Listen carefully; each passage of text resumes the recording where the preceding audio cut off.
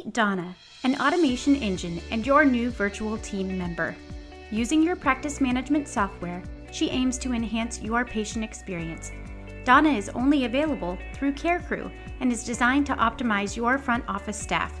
CareCrew integrates with your practice management software and automates repetitive front office tasks so your team can focus on what they do best, delivering exceptional patient care.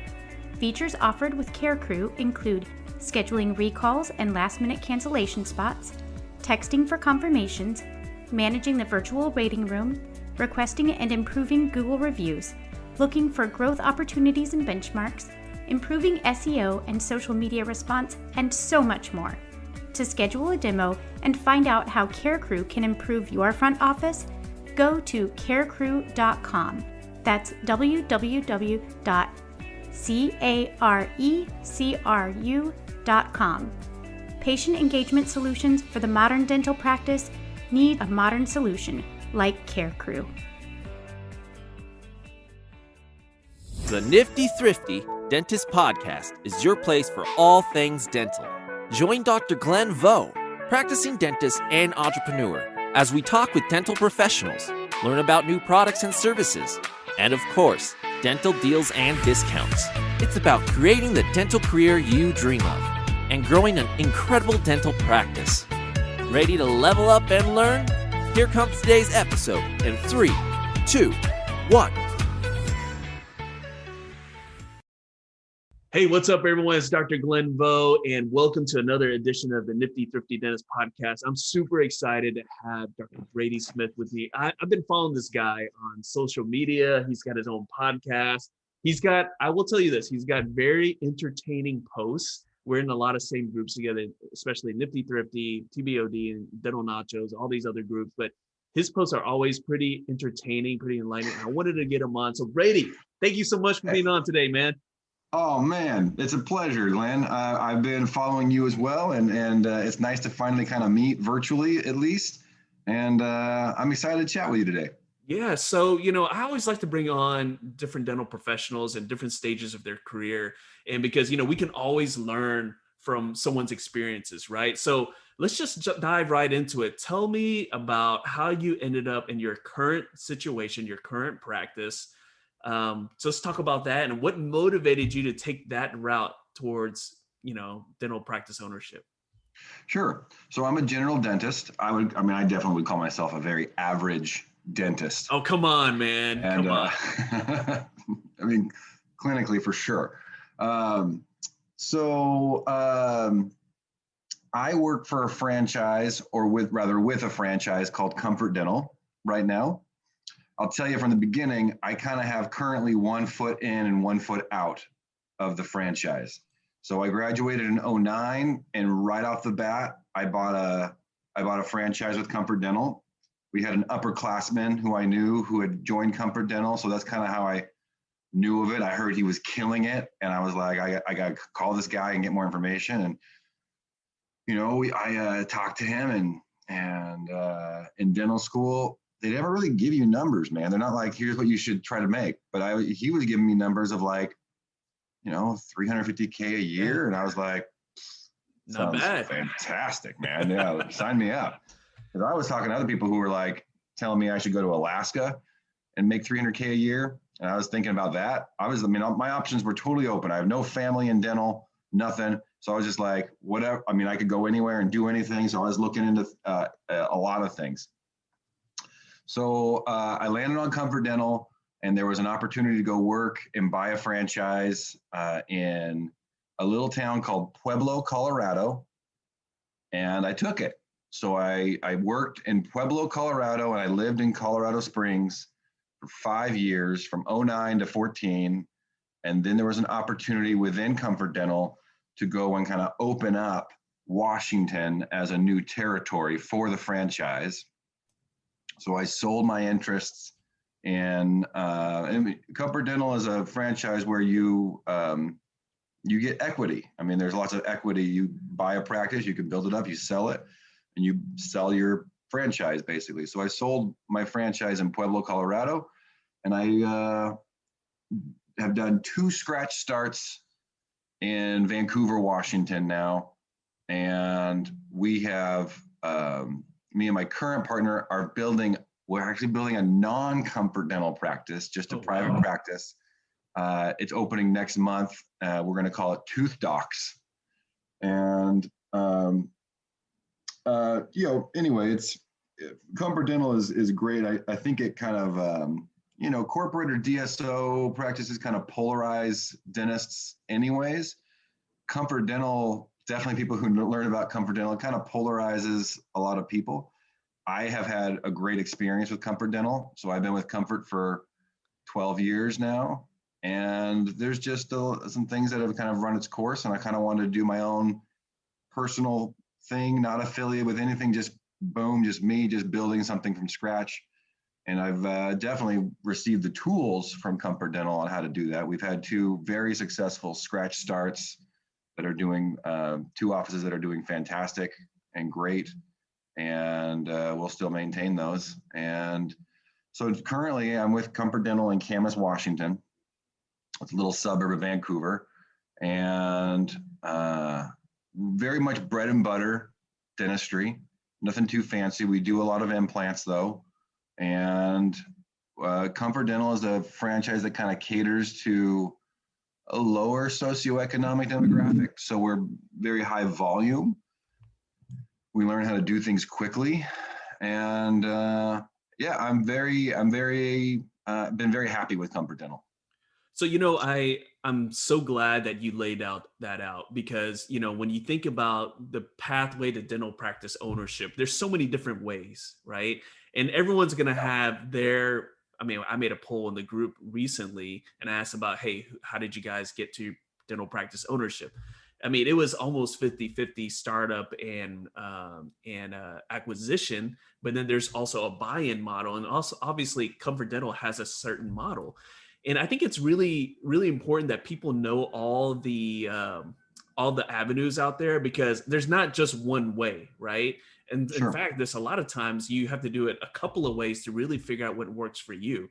And so again, it depends. And so with Comfort Dental, I think that's an amazing opportunity for someone who's coming out.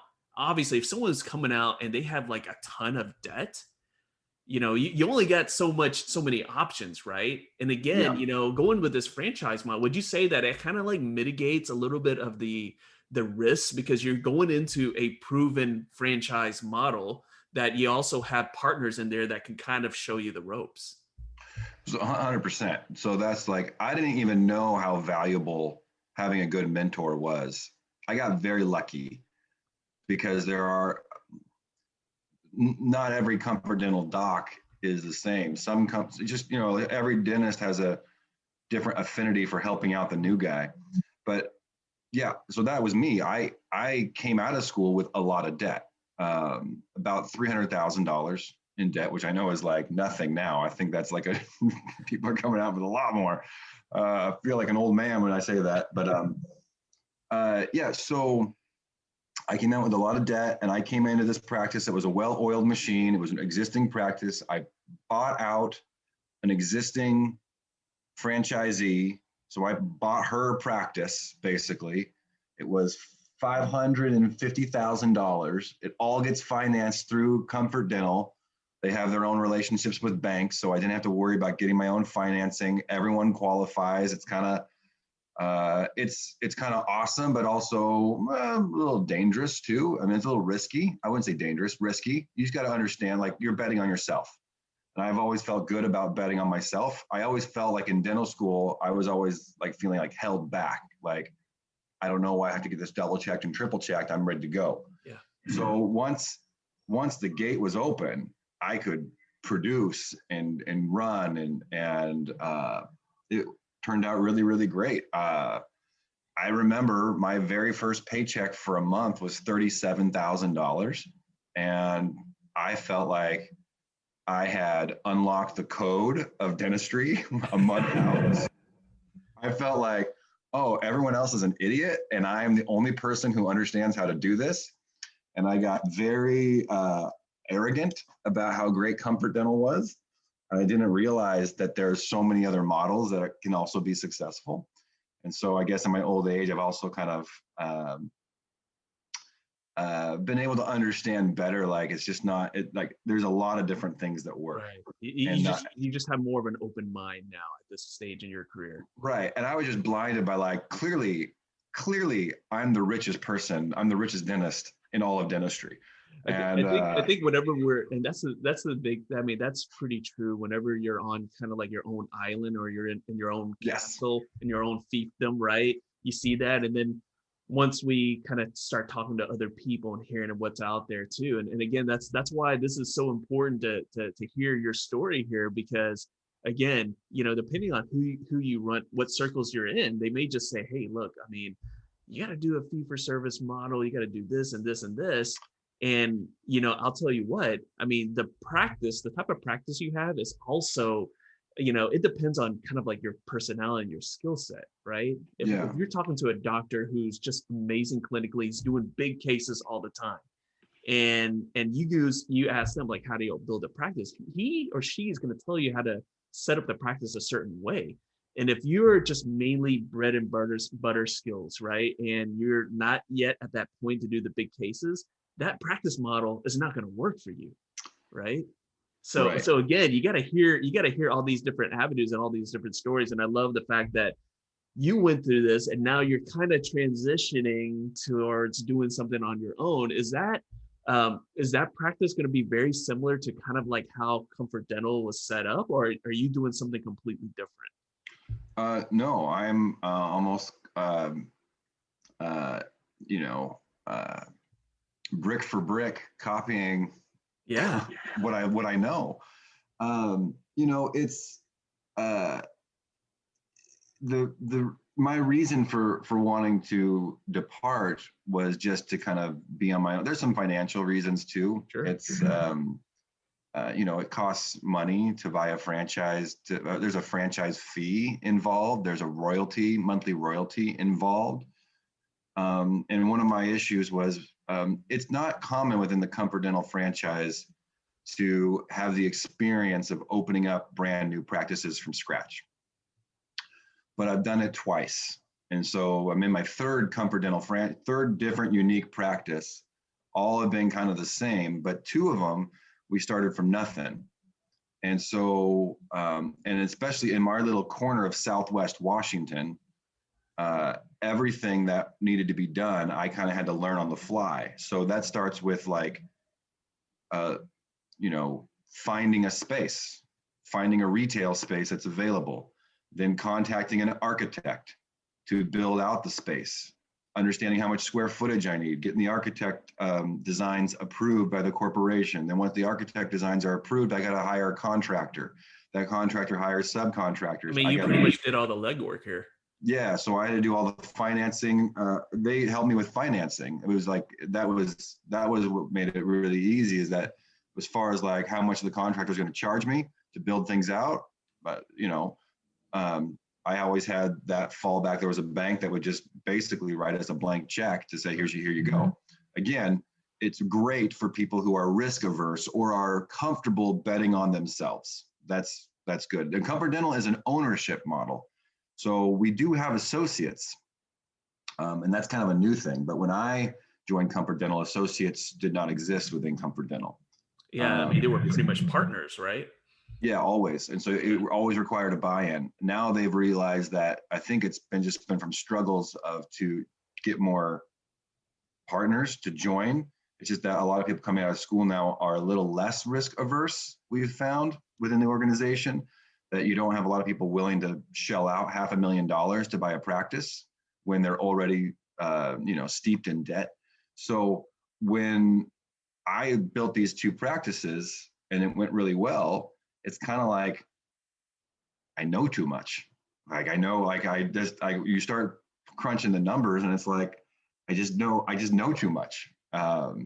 So I can do it on my own. And even if I did it within the organization, I'm still kind of doing it on my own. So I just kind of decided that that's what we're going to do. We're going to build it on our own. You're essentially just betting on yourself again. Yeah. And I love the model. What's interesting, Glenn, is that like, I'll tell you my strategy on day one for our new practice is we accept state insurance. Terrible reimbursement rates in the state of Washington. But, I would say 75% of the implants I do, and I do 300 or 400 implants a year, 75% of them come from state patients. So, which is not a covered benefit with state insurance. So it becomes a fee-for-service model anyway. So it just becomes, their insurance doesn't cover that, but the people who are missing teeth, a lot of them have state insurance. So we do a lot of state insurance, and on day one, we'll have 25 new patients, like just without even trying, we'll have 25 new patients. On day two, we'll have another 25. I mean, we just get so many calls, and there's nobody offering up these people places to go. So if you have state insurance and you're in Washington, you're probably going to a dental school or a government clinic. They're called federally qualified health centers. And they have them in every state, and that I know of at least. And these are just cattle drives for for humans. And they probably don't even offer implant placement at those places, right? Lynn, you could get it at the dental school, but good luck getting that in a timely fashion, right? You might be going through that implant placement for like 3 years, right? Yeah. So I love that. I love that because again, like I have a PPO practice, and I always get from the fee for service guys. They're like, oh, you're putting all this, leaving all this money on the table and whatnot. But it's really about if you know how to run that practice, right? Mm-hmm. If you know how to run it efficiently and effectively, it can be very profitable. Obviously, there's a lot of practices. Not everyone is fee for service. And so I love the fact that you have that perspective because, again, people may say, well, why are you doing that? Well, again, you're getting that opportunity with that patient to actually help them and actually do these implants when they would not have anything else, right? They might be just stuck with, okay, you know what? I guess I have to do a full denture, right? I guess I got to do a partial denture, right? Because that's what these other places are offering. So the fact that you identified that really just shows your business acumen, trying to figure out what is available, right, as far as those patients go. And I think that's something that people who are listening right now really need to grasp. Well, and I got to admit also, to me, it's a path of least resistance. So I mean, what we do is so easy. It's not, I look at fee for service models, and I hear the same guys that you hear telling me like, you're crazy. They also think that they've got it figured out and everyone should go fee for service, right? You hear that. That's a very strong opinion that a lot of these guys and gals have who are totally fee for service. And I see the benefits, I think. But to me, that is difficult. That takes a lot more talent and skill. And I would say not anyone can be fee for service too. Well, exactly. I mean, we cut for the, if you're on social media and you're in these groups, you can figure it out. Right? You can figure out like these people. I don't know if this guy this gal can do fee for service. And again, can you get there? But it takes, again, like the talent that you said, not just clinically, but also the people skills. The speaking skills, all these other things have come into play as well. And you see a lot of these people who are on social media talking about fee for service, and they're in the Facebook groups and on Instagram, and you look at the kind of cases they're doing, and it's very high-end, surgically themed, complex cases that just simply not everybody can realistically do. So I think it might be a little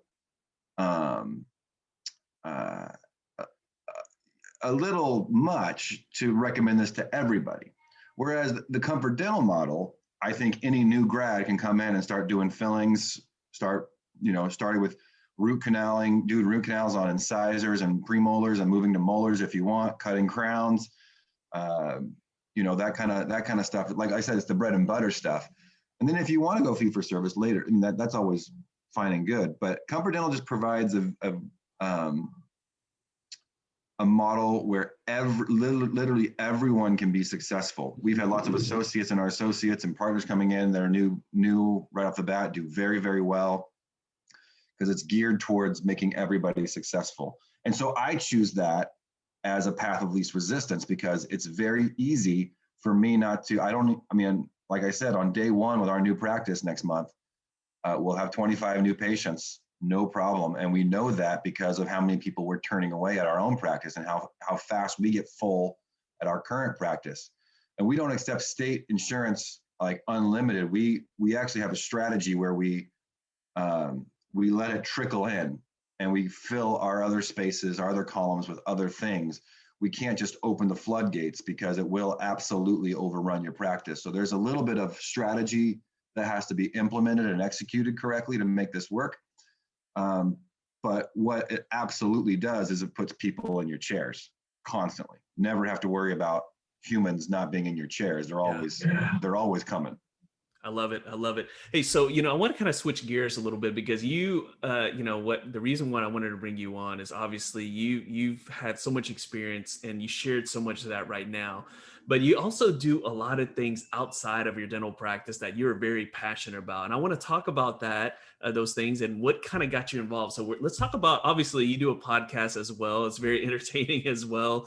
But then also you're part of a charity that is kind of near and dear to your heart. So let's talk about like the podcast and then let's kind of shift gears towards that charity. So I run a podcast called Drilled with Dr. Brady. And I love the name too, by the way. It's a lot of fun. Thank you.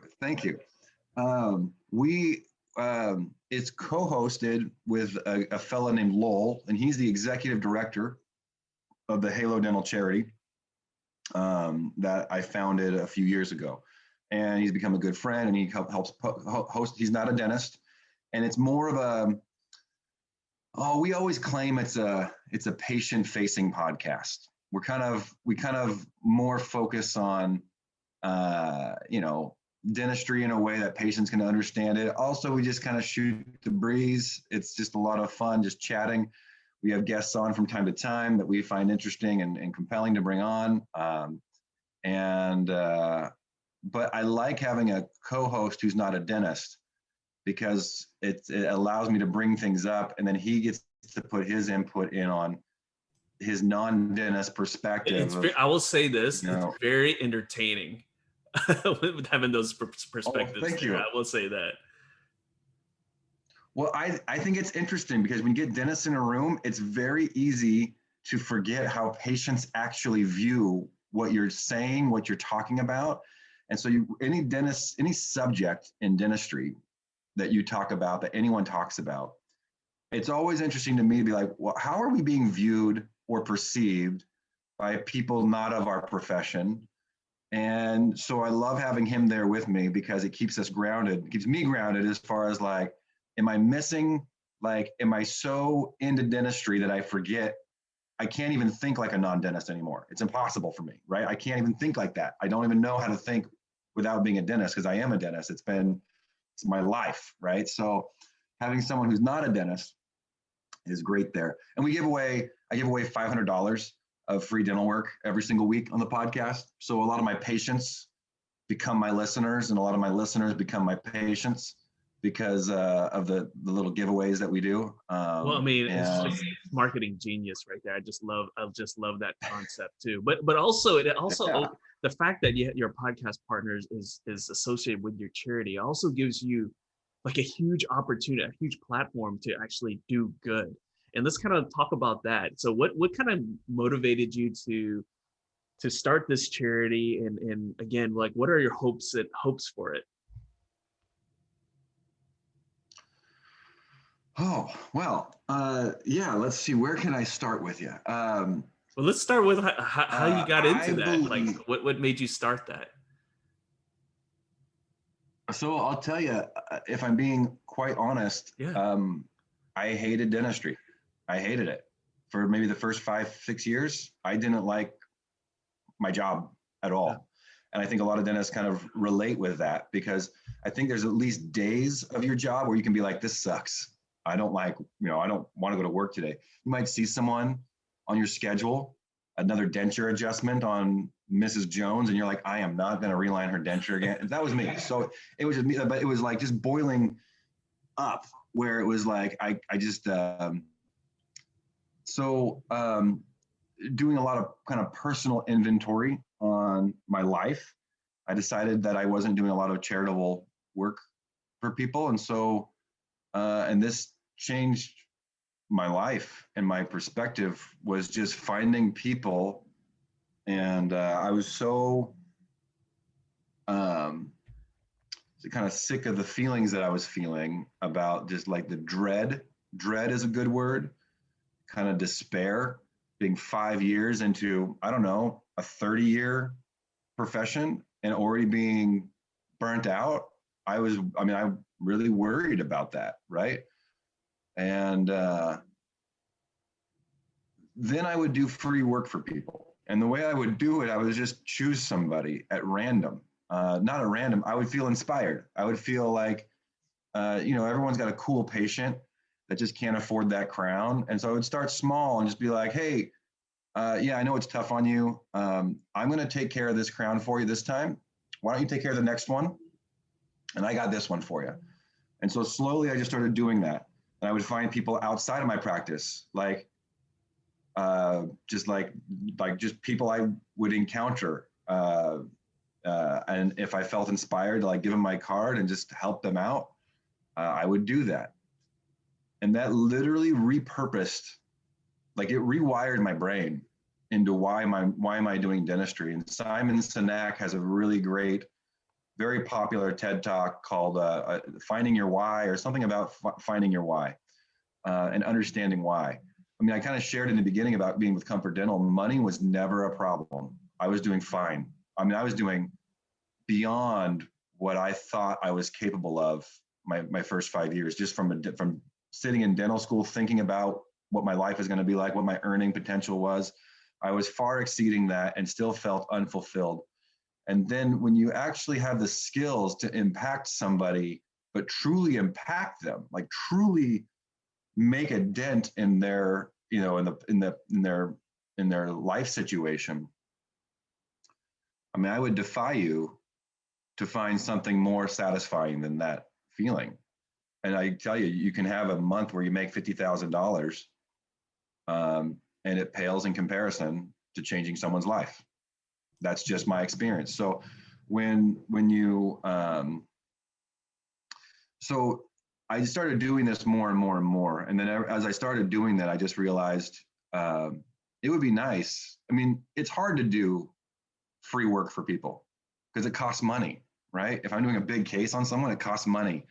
And I had people that I did free work on that I regretted because I chose poorly. They were not grateful.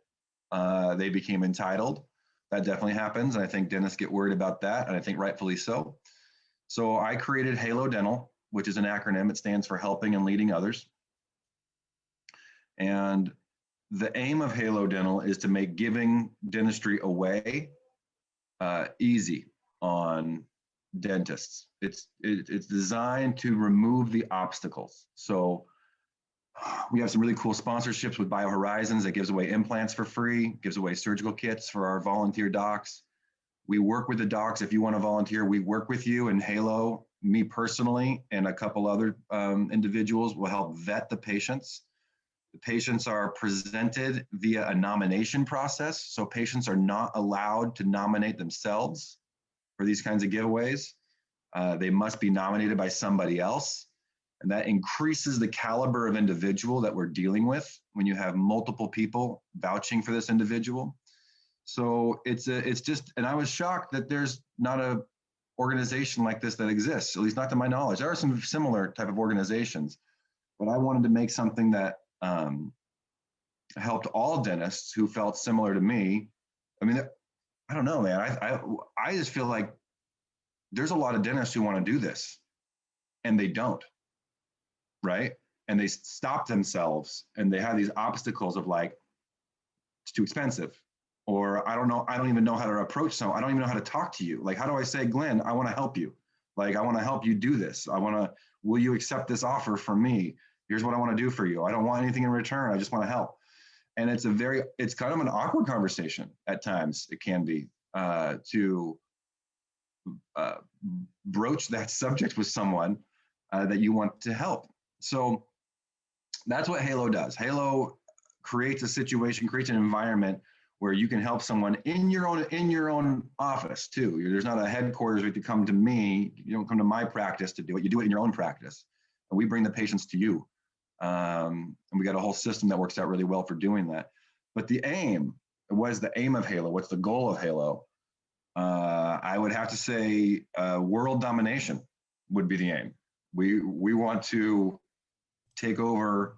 We want to be a household name, a crowdsourcing effort by all dentists who want to do this, with as many dentists and dental teams helping to support either through donations or through actually volunteering and going through the process with us. And the ask is that every dentist who joins us is asked to do this once a year. So once a year, you take one full case, and it's one person, and you take them through everything that's needed, and even including 2 free cleanings a year for this patient forever, so that we have continuing care on every single individual who comes through the program, and that we do that every year. And so that's the gist of Halo. I love that, man. And I love the fact that, and it is so ironic because it was something I've been thinking about a lot lately. I was actually going to make a post in the group about, yes, we became dentists to have a better life, to help people, right? But a lot of times we forget to anchor that in a really strong why. And again, when I say a strong why, it's not like, hey, I need to make money to pay the bills. Yeah, that's important. But do you have a deeper why? And that maybe that deeper why is, again, doing good, helping people out in the charitable, through charity, what you're talking about, right? That help inspire you. Maybe it's, really being able to create like something for your family, right? Really, your why is maybe trying to uplift your family, take care of your parents or whatnot. But for me, it's like you always have to anchor it to a really strong why that goes beyond, hey, I just want to make a bunch of money, right? Or I just want to have some money in my account, because that doesn't touch you in an emotional level, right? It doesn't inspire you. And so I love that. I love that. And I think that what you're doing is something that's really needed, because there's so many dentists out there that they want to do these things. They don't know how to do it. Right. They don't know how to do it in a way that keeps them safe. So I love it. I definitely, I definitely need to bring you back and talk about this more, at least in our community, because I think that's something that a lot of people want to be involved with. Yeah. The last thing I'll say, it's kind of like going to the gym for me. Like if I have a gym membership and I get in the car to go to the gym, I will work out. If I buy equipment at my house, it just seems to collect dust, and I never do it because I'm not held accountable, right?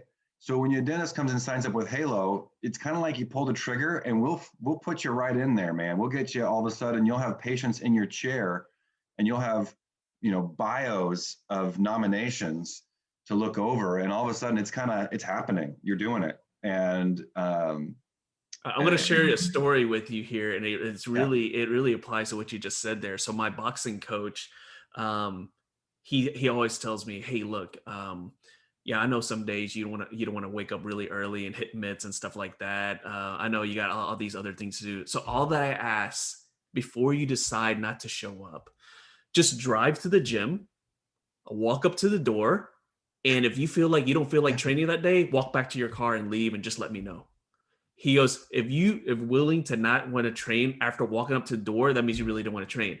And all the time that I walk up to the door, I'm like, freaking, I'll just walk in there and just do it. Right. You're already there. You're already there. So again, I wanted to share that story. So I love that. Amazing stuff. We're going to shift gears here. And I like to do this segment. I call it Clues to Success. Right. So I'm going to just rapid fire ask you some questions here, and the clues to success for Dr. Brady Smith. So I'm going to start with this. What is your best tip, your number one tip to increase productivity? It could be in business. It could be in your personal life. Doesn't matter. What's your tip? Your best tip? So this still relates to Halo, because my best tip is doing free work for people. Yeah. And this is very counterintuitive. And this happened by accident. But as I started, like I just shared like how I went through this process of giving away free work for people. It was unbelievable how many word of mouth referrals that would net me. Imagine. If I did a crown for somebody, like it's to the point where the first big case, like I knew it was such a big deal that the first big case that I did for Halo for free was a woman named Bobby, and she was nominated by her daughter Misty. And you can we have a YouTube channel, Halo Dental Network YouTube channel. You can see these people's transformations. But when I did Bobby's case, she lived in Salem, Oregon, which is a 2-hour drive from me. I decided I was going to keep track of all of her referrals. I just wanted to like get some actual data points on like, well, how many people are actually coming? And so with something like this, I kept track of her. We have on our intake form, it just says like, how did you hear about us, right? And so I just decided if anyone ever says from Bobby or Misty, I was going to keep track of this. And in 6 months, we had over $18,000 of collections from referrals from those two sources. Wow. So she was someone who would become a recluse. And so she, Bobby has a church group, and Bobby has a book club, and Bobby has friends, and Bobby has cousins, and lots of these people are coming from places that I would normally never get patients from. They're 2 hours away. They have to drive by 500 dentists to come to me, right? But they still choose to come to me. And then when they do come to me, they already know me, and I've never met them, right? They know who I am because Bobby tells them who I am.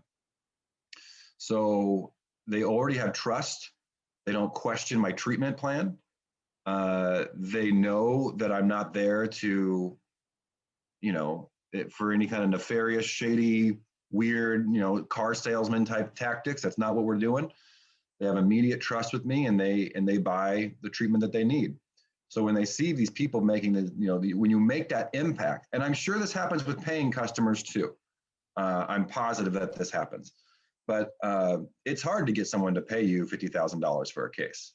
It's not as hard to get just go out there and decide you're going to make that impact and just do it on someone who would never have the opportunity to do it ever. From a financial standpoint, from a business standpoint, from a marketing strategy, there is nothing that I do now that even makes a dent in word of mouth referrals than getting patients loyalty by giving them free dental work. I love that, man. Yeah. I love that. It's a hard sell. It's a hard sell to dentists. I know it. Of course. And it's not. It's one of those things where 98% of the people who hear this will just ignore it, but the 2% that do, you go out there and start regularly giving away dentistry. And what never happens to me, because this is always the worry also, what never happens to me is that people do not come in my chair and ask me for free dental work. It's never happened to me once. Not a single time. If someone come and said, I know you did this for free for John down the street from me, and I was wondering if you'd cut me the same deal. It's never happened. And I think it doesn't happen because I think the psychology of receiving something for free is something that people don't want to share that part. They want to say, I got this crown done. What they don't want to say is that doctor did it for me for free, right? Yeah. It's like if you were wearing a nice Rolex watch, right? And you got it for free. You're not going to tell anybody that you got it for free, right? You're just going to wear it. Say, hey, check out my nice watch. It's a little bit of bling, right? So when you get the tooth bling and you're blinging and people notice that, you feel pretty good about that. And you neglect to share that you got it for free.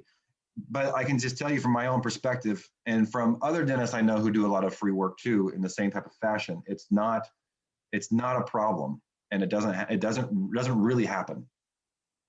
So let me ask you this next question here, and that is, what tool, and it could be like an app, or it could be like a software, it could be something like a diary, something like a tool that helps you be more productive. My wife. Really? So, yeah, she tells me where I gotta go. She tells me where I have to be and when. It's great. I got 4 kids, so life is busy, and running practices and trying to start a charity that will rule the world. It takes up some time. Yeah, it takes up a lot of time. So it's good. Let's say this.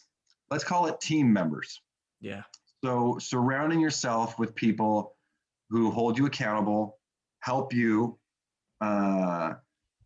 This is every single, in my own private practice, I'm concerned with the people that surround me. In the Halo Dental Charity Organization, I'm concerned with the people that surround me. Mm-hmm.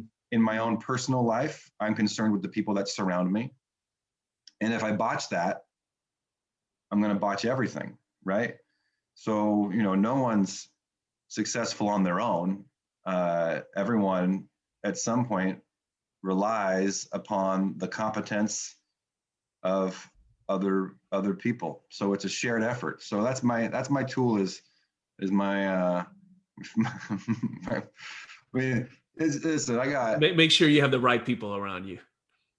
We got dance recitals and soccer practices and baseball practices and all these and pickup times, and there's four of these kids of mine going crazy, and I want to try to get some time to exercise and work that in there, and it's man, it's a juggling act, but if I was juggling it all by myself, couldn't do it. Yeah, so it's the people for me. Yeah. Awesome. Absolutely. Yeah. And what is like, I guess part of the Success Clues series right here, this is the Nifty Thrifty Dentist podcast, right? So I want to know a nifty thrifty tip that helps you save money. It could be anything like app, platform, or just a habit that you do, saves money. So I almost always buy my vacations from Costco. I've heard of the Costco vacations. Almost always. And I had this experience where we went to, where would we go? A couple of months ago, we went to Cabo San Lucas in Baja, Mexico. Nice. And we went with a couple, and it's a friend of mine who kind of prides himself on always finding the best deals. Okay. And he searches, and he's like the guy who loves to hey, it's always good to have one of those guys in your life. And then we were like, well, you should try Costco. He's like, oh, no. But then we started putting together, we ended up both buying our trips through Costco. Wow. Because it was better. And Costco has a bunch of freebies in there. And we love to vacation. I love to travel. I love to go places and take off and have fun and with friends and family. And so that's my nifty thrifty tip, is that Costco vacations are, and you know what? And you can also get really good rotisserie chicken and food and stuff like that. The food court is good too. So again, it's all about maximizing. Listen, Costco's got, you can membership. Get full on their free samples, man. Their free samples are good enough to get full on. But sometimes even, Glenn, I will choose my vacation based on what promotions Costco is running. I'll go check Costco's website and I'll find out where can I go that's cool.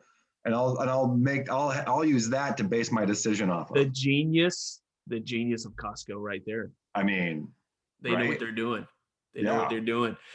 So this next segment here is I like to go back in time. We're going to take this hot tub time machine, go back in time. So I want to ask you, if you're walking in, you see the younger Brady, right? Let's make this more interesting. Let's say the pre-dental Brady, right? He's just sitting there, just playing his guitar, and you're just walking in. What do you say to that guy? Oh, pre-dental Brady? Pre-dental. Let's say undergrad. Let's say undergrad Brady. He's playing his guitar, and you're walking right in. And you guys make eye contact. What advice you give him? No, not the first thing that comes out of your mouth. We might have to bleep that out. But how about we say, what's the first advice you would give this guy? He's playing his guitar and he's just sitting there. I mean, yeah, I like what we were saying before, which was, always bet on yourself. Yeah. Because it's, life's about trade-offs and risks, taking risks. No one gets paid out unless you take a risk, right? So I've been, I think, fortunate. I'll say fortunate that my brain is wired to take risks. When I think to myself, can I do this? My answer is always yeah, I can do this, no problem. And that gets me in trouble sometimes. But the idea, dental school was that way. Dental school, and I had a lot of people who did not. I was a poor high school student, really bad, and people were shocked that I wanted to go into dentistry. But I'll tell you this, like knowing what I know now, I like my life and I appreciate my life. Dentistry, I would not convince my younger self to go away from dentistry. I would just convince my younger self to don't be afraid of taking risks and just, it sounds so cliche, believe in yourself, but bet on yourself. Yeah. Right. Yeah. Bet on your abilities, bet on your own abilities. Because even if you lose, that's okay. You shoot your shot and you miss sometimes, right? Sometimes you get the game-winning shot and you miss, but at least you got to the point where you were able to shoot the potential game-winning shot. And you learn something too if you miss it. Right. Yeah. So I, I'm grateful for my misses as well as my hits. So that's what I'd say. I love that. And let's talk about, what are your nifty, thrifty fails? And what I mean by that is, in your past, what are the times where you really just made a bad financial decision, and what did you learn from that? I mean, if I go way back, I can tell you the first time I heard about credit cards, I decided I needed a credit card. I didn't. Were they giving you like free shirts or some kind of incentive for you to sign up for that credit card? I think I had a buddy who's just like, dude, you just get like $10,000 on a credit card easy, and then all of a sudden you can buy stuff. 19, 20, it's it's dangerous. So I got myself in some trouble in my early 20s with some credit card debt because I was a little over anxious to kind of peacock around, just kind of showing off some stuff that I didn't really earn that was being paid. Yeah, like, I mean, I had crappy jobs when I was young. Like, there was no reason for me to be peacocking off or showing off any money. So, I think I learned fairly quickly, definitely like after married life and kids, that kind of stuff I didn't worry about that kind of stuff anymore. But definitely credit card debt got me in trouble early on in life. Yeah. Yeah. And if you could have a do-over, right, back in your past, what would that be? Yeah, you sent me these questions and I saw this one and I thought about this one, and this is a hard one for me. It's a great question. I mean, it could be you don't do anything over. And that's what I'm kind of landing on, because I feel like, what do I regret? Maybe the credit card debt. Yeah, but even that, you learn like something. I said, when you shoot your shot and you miss, there's value in that, right? No one makes 100% of the shots they shoot. So, and you'll see a lot of I don't know, the way I would put this is like, I don't think I would do anything over. I'm pretty happy with where I am, and the mistakes that I've made, I'm kind of grateful for those too. And so I don't like regret. And in fact, I feel like I like an allergy to it. Like, I don't like living that way. I like living in like, I messed up or I did something that was not pleasant, had bad consequences for me, or not great consequences, but everything in life is a trade-off. Everything. So you make a bad decision, you learn a hard lesson. And so I don't do anything over. I think it's my answer for you. Yeah. Yeah. I love that, man. I love that. Again, even if there's some bad decisions you make or things that didn't go your way, there's always something you get out of it. Right. I mean, again, I was watching Loki, this new series, Marvel series. Great. I saw it too. And they were talking about the timelines, right? Again, like if you just do something different, your timeline changes there. And again, maybe some of these mistakes that, we all made, maybe that was what put us on the path to where we are today, right? And if that didn't happen, maybe you might have ended somewhere else, right? And so I love that philosophy there. And I'll say this: I'd have bought Bitcoin. I'd have bought Bitcoin earlier. There you go. That's what I would do. There's my do-over. I'd have bought Bitcoin a little earlier. There you go. Yeah, there you go. I mean, I'd have bought some Bitcoin. Man, but then again, I mean, your life would have been totally different, right? If you had all that. Yeah, I would have sold it. a year later. I mean, I would have never held on to it. That's the problem. If I'd have bought it in 2014, I'd have sold it in 2016. Guaranteed. Oh yeah. Well, hey, look, I loved having you on here because again, you just really it's fun. you really hit on a lot of different points, right? We didn't just talk about just practice ownership or whatnot. There's a lot of mindset in there. So, again, thank you so much for jumping on. And, before we jump off here, I want to give all my guests an opportunity to kind of just talk about something that's upcoming for you or something that's near and dear to your heart. And, Brady, just take a couple of minutes here to talk about that. Well, I would love anyone listening who would like to support the Halo Dental Network, either through volunteering as a dentist yourself or through financial donations. You can go to halodentalnetwork.org and you can support us. One of our goals is to be a beacon of goodness for the entire profession. So we feel like we can 10x your investment as long as your ROI is human lives impacted. Right. So for every dollar that you give us, we feel like we can do $10 of dentistry for someone and get that going. You can support us on our YouTube channels and social medias, following us, where you get to see where your money goes, see the work that we do. We record and document all these transformations. We specifically document a reveal moment when these patients realize they're going to get this life-changing transformation, and we capture that moment, and we put a lot of effort into capturing those moments and in telling the stories of the individuals. So we'd love your support on social media as well. halodentalnetwork.org. You can subscribe to the podcast. And you were right when you talked about the podcast. The podcast is all smoke and mirrors. It's a bait and switch to get people involved in Halo. So you can subscribe to Drilled with Dr. Brady anywhere where podcasts are found. And then if you have any questions, I am super easy to find and super eager to help anyone who's trying to get on this kind of path of using your skills and talents that you've acquired as a dentist towards impacting another person's life forever, for good.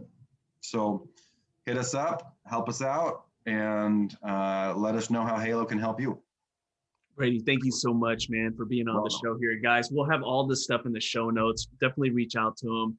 And if you're in any of the dental social media groups, he's in there. You could just type a post, Brady, where are you at? And he'll show up, okay? I'll come running. Well, Brady, thank you so much for jumping on, man. I appreciate it. I mean, I had a great time there. And guys, for those who are listening, thank you so much. And we will see you guys next time. Thank you. Thanks for listening to this episode of the Nifty Thrifty Dentist podcast. If you haven't done it yet, don't forget to subscribe, but also subscribe to our YouTube channel and also join our Facebook group, the Nifty Thrifty Dentists. Thank you so much for tuning in, and we will see you guys next time.